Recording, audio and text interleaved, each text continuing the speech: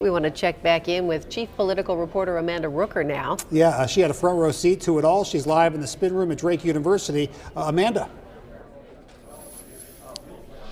Hi, yes, I'm here actually with Bob Vander Plaats, who has endorsed Ron DeSantis.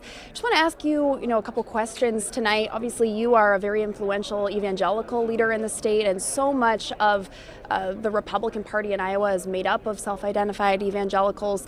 What do you think they took away, the evangelical community took away from Ron DeSantis' performance tonight?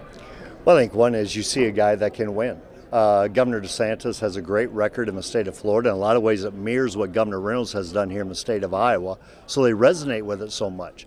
But not only that, he took a toss-up state like Florida, and he won a landslide in the midterm election in 2022.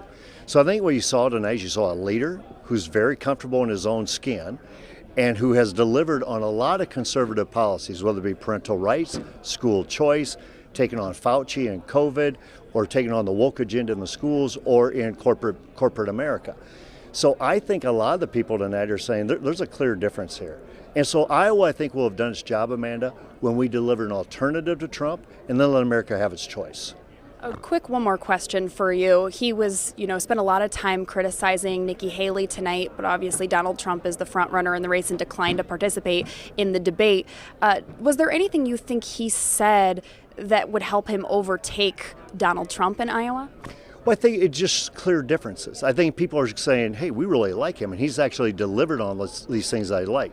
I think what he showed tonight, listen, you're going to get a lot of the policies you liked about Donald Trump, but without all the drama.